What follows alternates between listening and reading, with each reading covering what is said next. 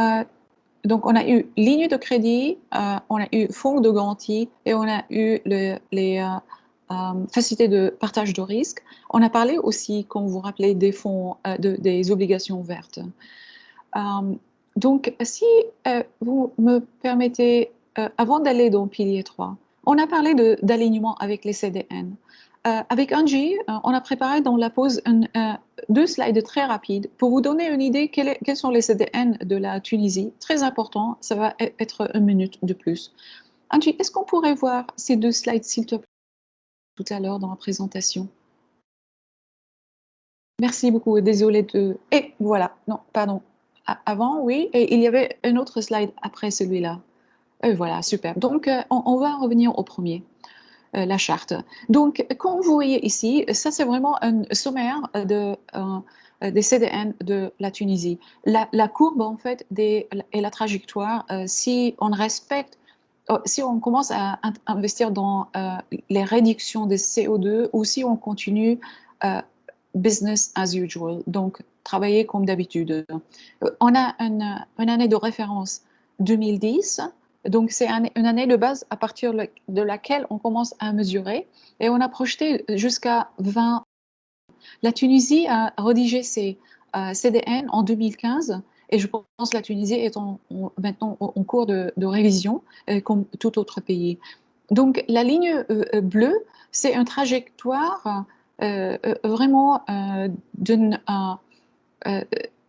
adoptant les engagements et faire une implémentation de ces engagements de la Tunisie, et on va les voir tout à l'heure, c'est des engagements sectoriels.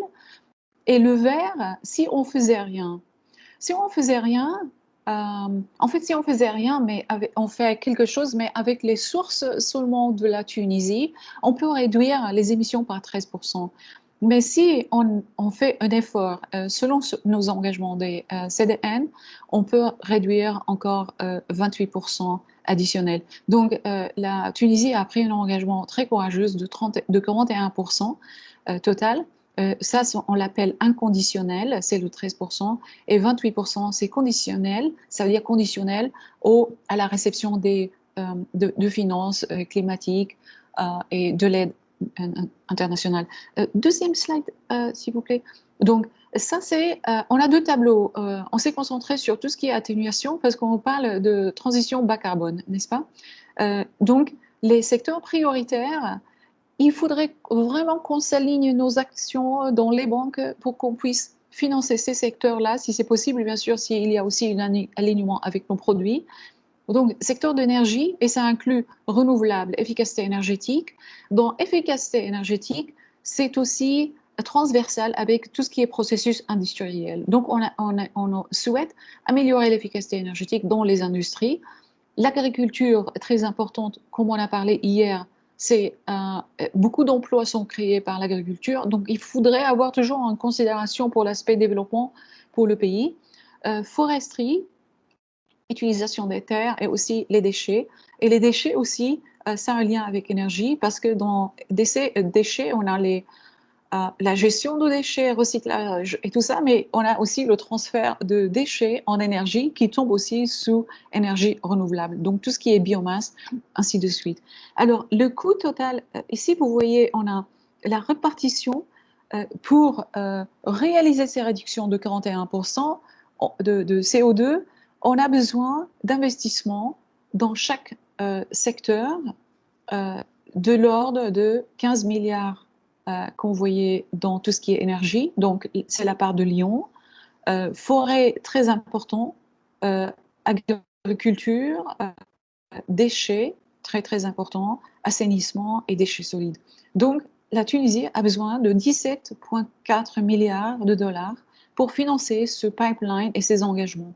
Donc vous faites partie des acteurs le plus important et qui peut mobiliser à une échelle importante tout ça. Chaque banque peut mobiliser, selon sa taille bien sûr, peut mobiliser entre 100 millions et 1 milliard.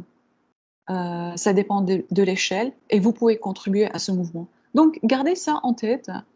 C'est pour l'amour de la Tunisie, mais vraiment c'est par sagesse, parce que si on protège notre terre, on protège nos enfants, nos grands-enfants, et et nos pays, nos racines, et notre histoire et tout ce qui vient avec ça. Donc, c'est tout à fait simple. Si on revient encore à la terre, sans la poésie que j'aime beaucoup raconter, mais c'est pas la poésie, c'est vraiment un engagement. On revient au pilier 3. Donc, pilier 3 de notre stratégie qu'on propose d'adopter, c'est commencer à faire du reporting.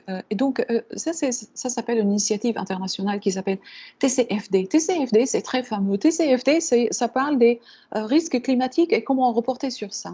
Ils sont beaucoup plus simples que le ESG, comme vous avez vu. Vous vous rappelez, on a parlé quand on parle de risque climatique, on a parlé de deux genres de risques, risque physique et de transition. Alors, il y a tout un processus pour adopter le reporting selon les TCFD. TCFD, c'est un task force, c'est un groupe de travail sur la divulgation en fait des risques climatiques dans le secteur banquier. Le processus d'adoption de TCFD et l'intégrer dans vos institutions, c'est commencer par définir un petit peu par la responsabilité de la direction. Donc, la direction doit vraiment s'engager dans cette action. Et vous voyez ici, on a toute une série d'actions et comment gérer cette affaire. Après ça, on définit les processus. Et trois, on commence à publier. Donc, c'est vraiment un engagement par le management, par le leadership de chaque institution, définir un processus et une structure organisationnelle qui appuie ces processus-là, et puis commencer à publier. Plus on publie en transparence, plus on reçoit des fonds de partout. Prochain slide. Euh, donc, ça, c'est un petit peu un parcours, une démarche. Comme on a dit, il faudrait établir une gouvernance pour appuyer le reporting selon les TCFD. Après ça, il faut établir une stratégie, intégrer la gestion des risques climatiques dans la fonction de gestion de risques financiers dans les banques, établir exactement quels sont les indicateurs et les lier à des objectifs. Et tout ça, c'est des directives en fait qui peuvent guider votre travail. On s'excuse qu'on se dépêche un peu ici, mais ça vous donne un peu le goût et qu'il faut qu'on revienne sur ces sujets-là en profondeur.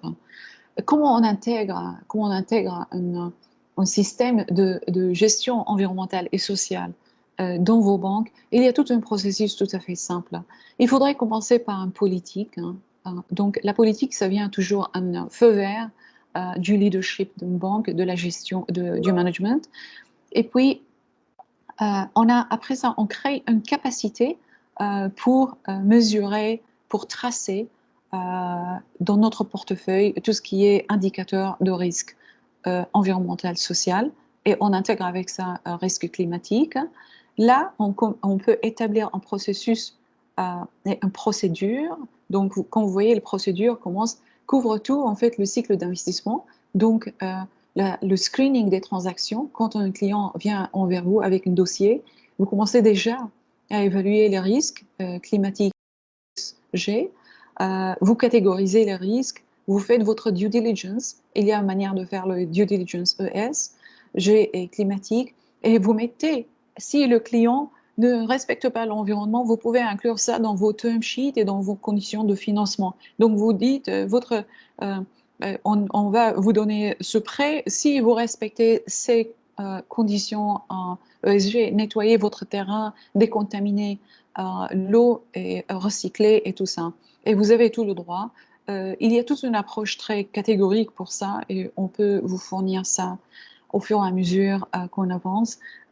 Et puis, ça, c'est une étape. Une fois qu'on a accordé le financement, on fait un suivi et on établit un monitoring, un suivi. Et puis, le dernière étape, c'est vraiment le reporting. Donc, ce schéma ici, c'est vraiment c'est le framework, c'est le cadre de travail qui englobe institutionnellement les procédures, la structure et comment les blocs sont connectés. Gardez ça à côté de vous et réfléchissez très stratégiquement parce que c'est ça ce qui va vous aider un petit peu d'intégrer ça dans vos systèmes et proposer ça à vos collègues à l'intérieur de vos organisations. Donc, prochaine étape. Donc, c'est vraiment, on va sursauter ça parce que je veux absolument donner la parole à mon collègue Ilyes qui va vous donner en fait des cas pratiques qui résument ce qu'on est en train de faire ici.